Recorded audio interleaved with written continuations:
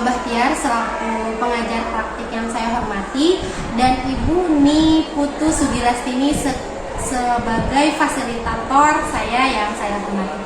Kali ini saya akan melakukan aksi nyata atau praktek coaching supervisi akademik kepada rekan saya, yaitu Ibu Rosidah.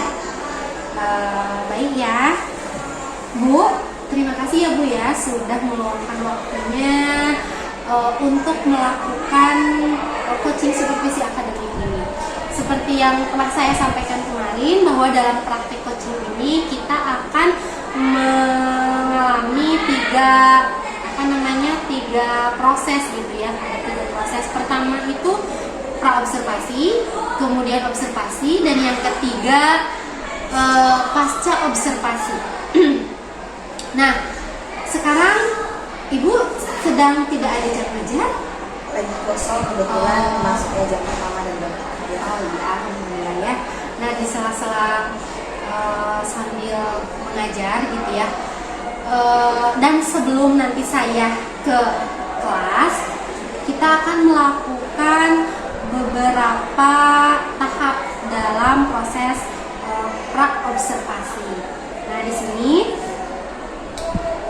kalau saya boleh tahu gitu ya Bu ya, seperti yang kemarin juga mungkin Ibu sudah menyampaikan bahwa kita akan ke kelas itu hari ini ya Bu ya, jam ke-7 dan ke-8.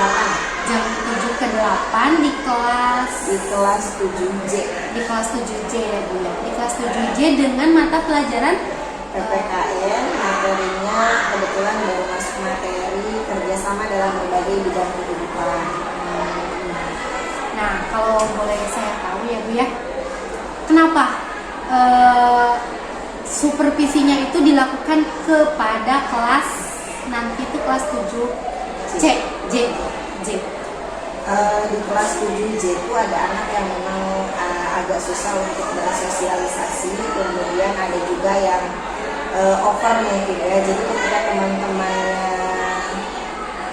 ngeledek itu dia kayak agak senang, terlihatnya senang, padahal sebenarnya kan itu negatif ya.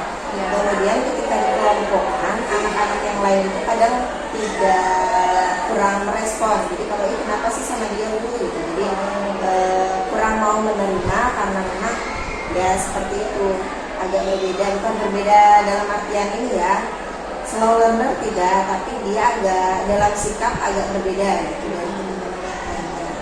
Kebetulan ini materi kerjasama, jadi kayaknya akan lebih mudah ketika memahamkan kepada mereka bagaimana bekerja sama di dalam keberagaman ini, bukan hanya karena berbeda suku, tapi dengan perbedaan sikap seperti itu juga akan sangat mendukung.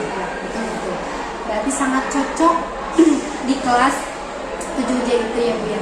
Tapi anak-anak yang lainnya heterogen gitu, aktif atau heterogen, ada yang aktif, ada yang cenderung pasif, dan ada juga yang aktif tapi serampangan. Jadi kalau ngobrol itu tidak nyambung dengan saya. Berarti sangat beragam sekali ya Bu ya. Kita akan coba ya. Nih, sebelumnya nih tujuan pembelajaran itu apa Bu nanti?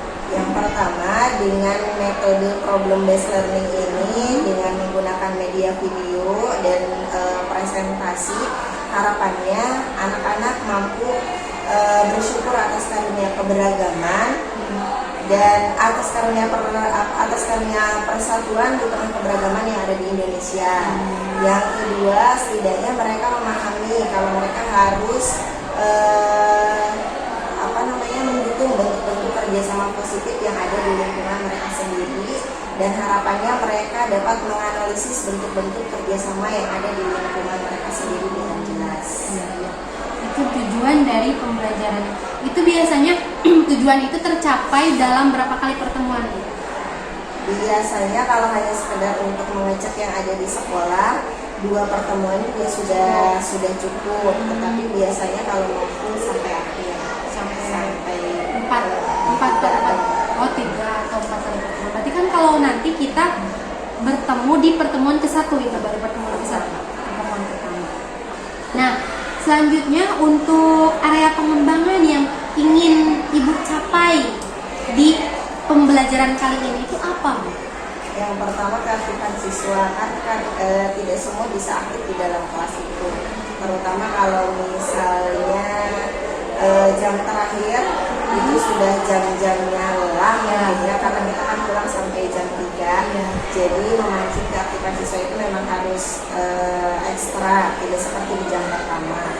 Kemudian yang kedua, pencapaian anak-anak mengenai pemahamannya bagaimana gitu. Karena kan mengenai kerjasama kalau dilihat dari bahasanya sebenarnya mudah, cuma penerapannya yang sulit karena ada ibu masing-masing.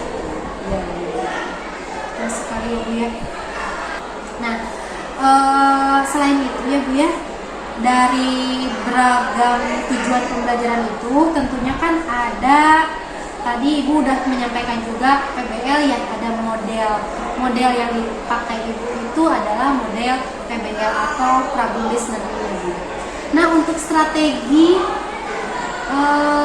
yang digunakannya itu apa Bu? Strateginya menggunakan scientific melalui diskusi dan mind mapping. Oh iya. Strateginya saintifik yang ada media atau medianya menggunakan media video. Oh, video. Berarti kita nanti menggunakan kelas yang ada infokus. Kalau memungkinkan kita lihat aja nanti ya. Mudah-mudahan ada kelas yang bisa moving gitu ya Bu ya. Jadi kita bisa menggunakan infokus yang sudah terpasang di kelas. Selama ini ada nggak Bu pembelajaran baik yang sudah-sudah nih, hambatan biasanya yang Ibu temui di kelas-kelas di jam-jam terakhir ini nih? Yang pertama yaitu keadaannya memang sudah lelah. Yang kedua, kadang anak-anak tidak disiplin ketika sudah harusnya masuk, ternyata mereka masih istirahat dengan alasan sholat, dengan alasan makan dan lain-lain. Kemudian ya ada satu di kelas itu ada satu baris yang itu anak laki-laki semua dan mereka bergerombol. Kadang mereka membuat aktif dalam kegiatan mereka sendiri, jadi bikin acara sendiri, bikin aktivitas tersendiri gitu ya Bu ya. Nah, kalau itu hambatan ya, berarti kan itu hambatan yang sering Ibu temukan di akhir jam pelajaran gitu ya. Selama ini strategi apa atau solusinya yang sudah Ibu terapkan atau yang sudah coba Ibu terapkan untuk mengatasi hambatan-hambatan itu? Biasanya memang mereka bergerombol dan ngobrol dipisahkan. Yang kedua, bukan sistem poin sih sebenarnya, setiap akhir pembelajaran biasanya mereka ada kuis. Kalau misalnya bisa menjawab berarti nanti dapat poin, dan poin itu ditambahkan dengan nilai untuk tambahan. Nah, biasanya yang membuat kesalahan itu yang kurangnya poinnya, bukan nilainya. Itu bukan nilainya hasil mereka belajar, dari poin tambahannya. Ya. Ada lagi Bu? Sudah? Oh, jadi di sini Ibu menerapkan strategi poin gitu ya Bu ya. Jadi kayak ada reward sama punishment gitu ya Bu ya. Dan itu dirasa cukup efektif gitu Bu selama ini. Cukup efektif bagi beberapa orang, tapi yang mereka tidak dapat poin, jadi kalau dikurangi pun apa yang harus dikurangi gitu. Jadi minus gitu ya. Jadi minus kasihnya tambahan. Oh iya. Oh baik Ibu. Tadi apa ya, pertanyaan tentang praobservasi ini sudah saya tuliskan dan direkam juga mungkin ya. Nanti mudah-mudahan apa yang sudah kita rencanakan nanti bisa direalisasikan ketika observasi di kelas gitu ya Bu ya.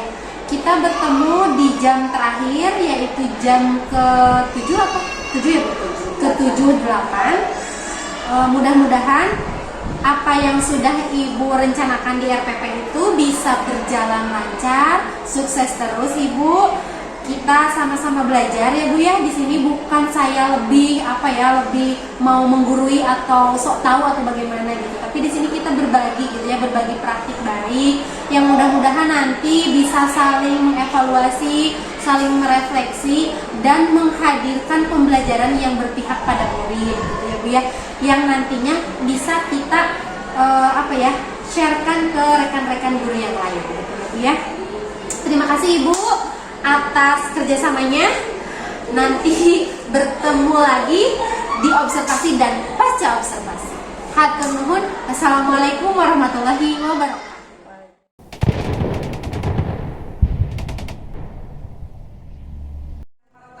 Dengan belajar kerjasama dalam berbagai bidang kehidupan, diharapkan nanti teman-teman dapat mensyukuri persatuan yang ada di kita dalam keadaan yang beragam ini.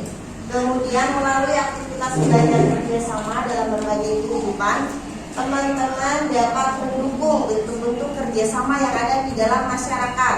Mungkin nanti di masyarakatnya ada bentuk-bentuk kerjasama yang berbeda antara satu daerah dengan daerah yang lainnya.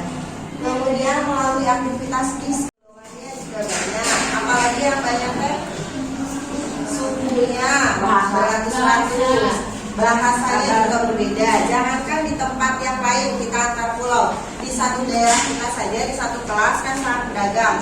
Ada yang bahasanya bahasa Sunda, ada yang bahasanya bahasa Jawa. Meskipun Walmon misalnya bukan dari Jawa, bukan dari Sunda, tetapi Walmon menggunakan bahasa apa? Sunda Indonesia, yang dipahami mungkin Sunda, tapi yang bahasa nasionalnya bahasa Indonesia. Nah, ini salah satunya adalah untuk melancarkan kerjasama yang ada di dalam kelas.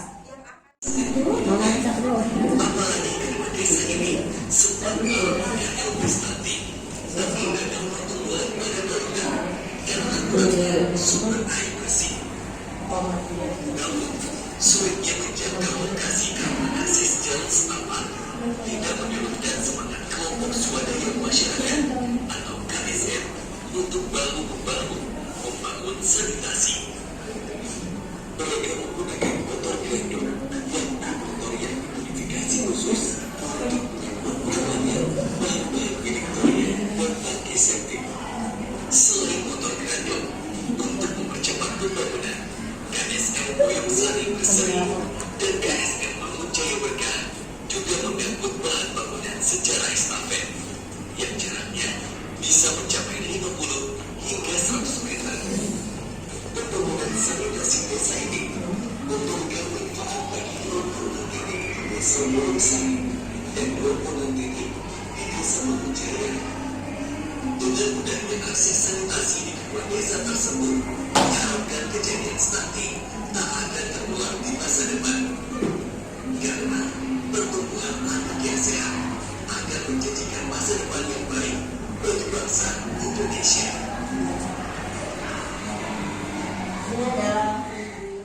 Ada yang mau berpendapat? Dan yang lain, siapa yang berani? Ada. Ditampilkan, kalian kan sudah paham stunting itu apa, kemudian sanitasi itu apa. Sekarang kemukakan pendapat kalian dari mengenai video tersebut. Dari perempuan satu, laki-laki satu. Siapa yang mau berpendapat? Aku Bu. Apa Zita? Buruknya sanitasi membuat warga tidak punya WC pribadi, membuat kotoran jadi membuang kotoran jadi sembarangan, misalnya ke sungai. Sungai itu dibuat untuk minum Sumber air.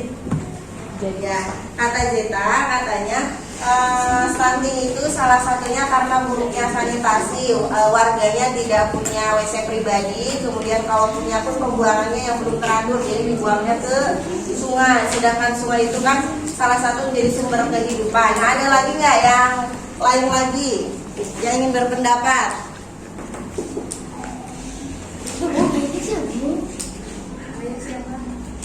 Siapa yang mau berpendapat?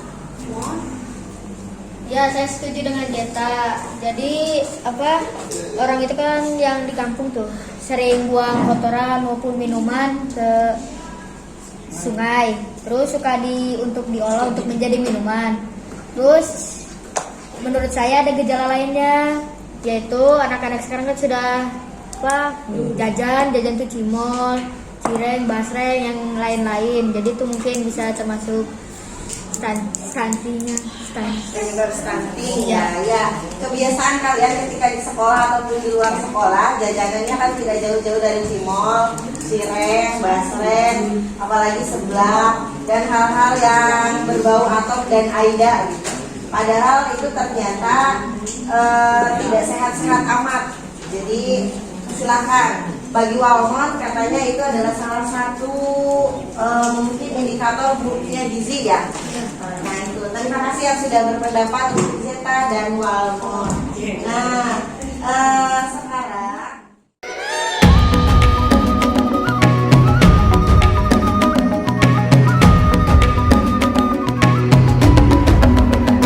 bangun dan bukalah matamu, saatnya